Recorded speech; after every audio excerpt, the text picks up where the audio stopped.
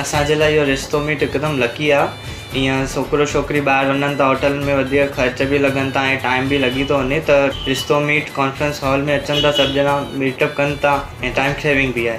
असांजो जीअं आयासीं, असांजो कमु थियो 8 ॾींहंनि में, त हिते जेके अचनि था उन्हनि जो बि तकिड़ो कमु सुठो थी वञे ऐं सिंधियुनि जो सिंधियुनि सां थिए त ॾाढो सुठी ॻाल्हि आहे। रिश्तो.com सिंधियुनि जो सिंधियुनि सां ऑनलाइन सिंधी मैट्रिमोनी। नमस्कार, मैं राजेश दलवानी, आप देख रहे उल्लास लाइन बुलेटिन। शहर की ताज़ा खबरें देखने के लिए हमारे न्यूज़ चैनल को जरूर सब्सक्राइब करें। पत्रकार परिषद लेकर हम तुतारी चिन्ह पर राष्ट्रवादी कांग्रेस शरद चंद्र पवार गढ़ से लड़ेंगे, ऐसा जाहिर किया है। ना बीजेपी से लड़ेंगे, ना शिवसेना से लड़ेंगे, ऐसा भी उन्होंने जाहिर किया है। ये पत्रकार परिषद के ऊपर आपका एक बीजेपी के नेता की हैसियत पे आपका क्या कहना है? देखिए, जो आज प्रेस कॉन्फ्रेंस कालानी महल में इन्होंने ली है, तो एक सीधा सा सवाल मन में उठता है कि इनको ये प्रेस कॉन्फ्रेंस लेने की जरूरत क्यों पड़ी। ये बीजेपी,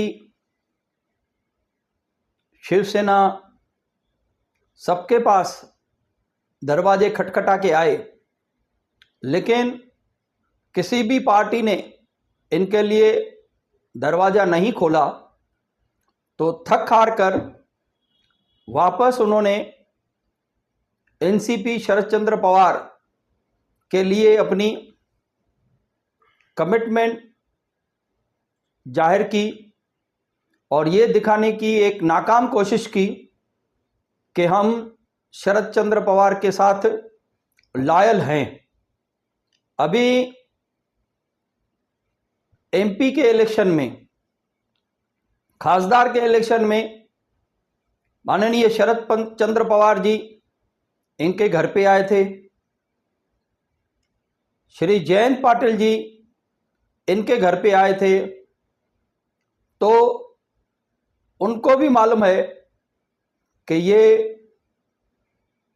मेंबर ऑफ पार्लियामेंट के चुनाव में दोस्ती का गठबंधन नाम देकर शिवसेना को सपोर्ट किया और इनडायरेक्टली बीजेपी को सपोर्ट किया, मतलब मोदी जी को सपोर्ट किया।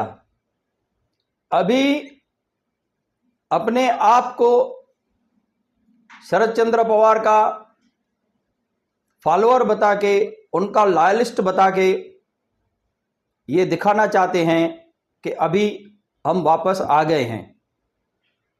कुछ दिन पहले ही, मतलब कुछ दिन नहीं, कल ही कुछ लोगों का उन्होंने प्रवेश करवाया, तो उसमें प्रवेश के बैकग्राउंड में भी टीम ओमी कालानी का चिन्ह साफ दिख रहा था। तो जब भी कल तक टीम ओमी कालानी का चिन्ह दिख रहा है, तो आज राष्ट्रवादी पार्टी शरद चंद्र पवार के पास पहुंच गए। ऐसी लोग जो किसी भी एक पार्टी के साथ ज्यादा समय नहीं टिकते, उनकी हालत ऐसी ही होती है। ने बात करते हुए कहा कि कालानी परिवार शरद चंद्र पवार जी को दिखा रहा है कि मैं आपका लॉयलिस्ट हूं, लेकिन आपने अभी कहते कहते कहा कि वो लॉयलिस्ट नहीं है। आप क्यों ऐसा कह रहे हैं? आप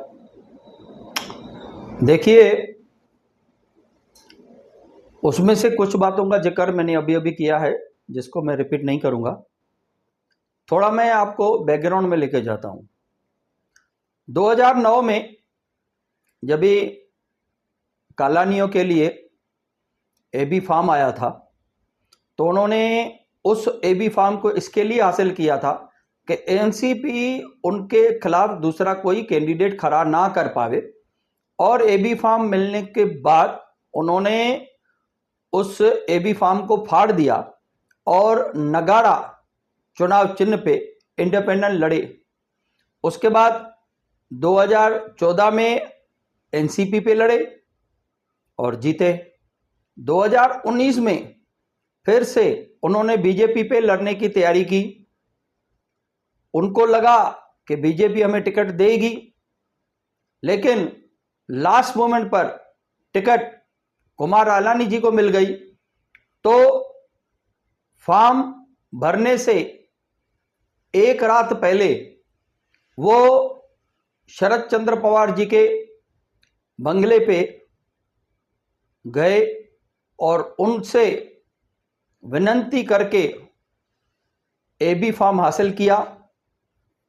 जो एबी फॉर्म उन्होंने मजबूरी में भरा और 2019 का चुनाव का रिजल्ट आप सबको मालूम है।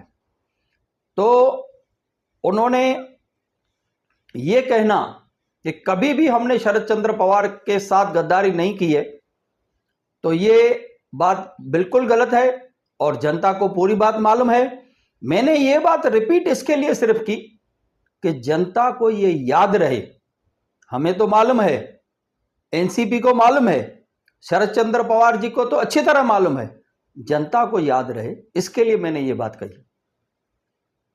हुई है टीओके की, उसमें उन्होंने कहा कि भाजपा की तरफ से एक अपप्रचार किया जा रहा है कि कालानी परिवार कमल के सिंबल पे इलेक्शन लड़ने वाला है आमदरकी का। तो आपका क्या कहना है कि ऐसा अपप्रचार बीजेपी की तरफ से क्यों हो रहा था? देखिए, ऐसा कोई भी प्रचार या अपप्रचार बीजेपी के माध्यम से नहीं हो रहा था। हालांकि सूत्रों से मिली जानकारी के अनुसार कुछ बड़े अधिकारियों के माध्यम से इन्होंने भारतीय जनता पार्टी के वरिष्ठ नेताओं तक पहुंचने की पहले मुंबई में कोशिश की, नाकाम रहे। फिर दिल्ली में कुछ वरिष्ठ भाजपा के नेताओं से मिलने की कोशिश की, वहां भी नाकाम रहे। और ये सभी बातें माननीय शरद चंद्र पवार जी के कानों पे पहुंची, तभी इनको अपनी जो स्थिति है वो शरद चंद्र पवार जी के सामने स्पष्ट करने के लिए और अपने कार्यकर्ताओं को अपना पक्ष रखने के लिए ये प्रेस कॉन्फ्रेंस करनी पड़ी।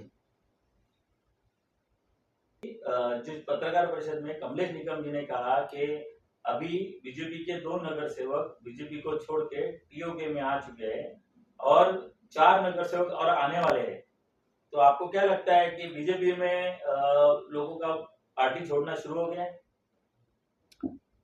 2 नगर सेवक जयश्री पाटिल और रेखा ठाकुर ये पहले से ही कालानी गट में थे।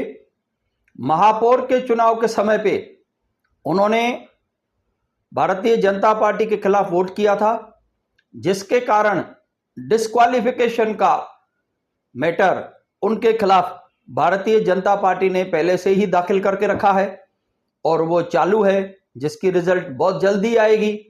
तो ये क्या बता रहे हैं कि उनके ही लोग हैं, महापौर में चुनाव में उनको वोट करते हैं, उनके कहने से शिवसेना को वोट किया और अभी कहते हैं हमारे पास आ गए। तो वो आपके पास ही थे, वापस कहां से आ गए?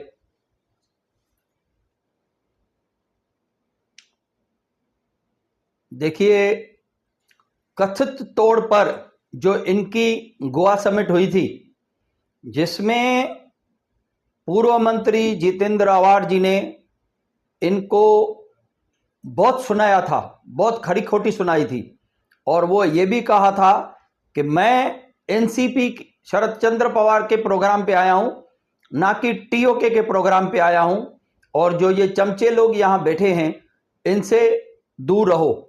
तो ये दिखाता है कि ये बड़े बड़े नेताओं की चापलूसी करके अपने प्रोग्राम पे बुलाते हैं और पीछे बैकग्राउंड में टीओके का चिन्ह चलाते हैं। जो बात जितेंद्र आवाड़ को भी पसंद नहीं आई और किसी भी बड़े नेता को पसंद नहीं आएगी, इसके लिए जो टीओके का इनका नारा है, वो नारा क्यों है कि इनको मालूम है हो सकता है शरद चंद्र पवार के पास हमें टिकट ना मिले, तो टीओके तो है, टीओके का नाम तो रखें कम से कम। नहीं तो ऐसा नहीं हो जाए टीओके को विसर्जन कर दे और फिर शरद चंद्र पवार जी की भी टिकट नहीं मिले, तो फिर वो एक कहानी कहते हैं, धोबी का कुत्ता, ना घर का ना घाट का, वही कहानी हो जाएगी। उल्लास लाइन बुलेटिन को सब्सक्राइब करें, बेल आइकॉन दबाएं और देखिए उल्लास लाइन बुलेटिन की न्यूज़ सबसे पहले आपके मोबाइल पर।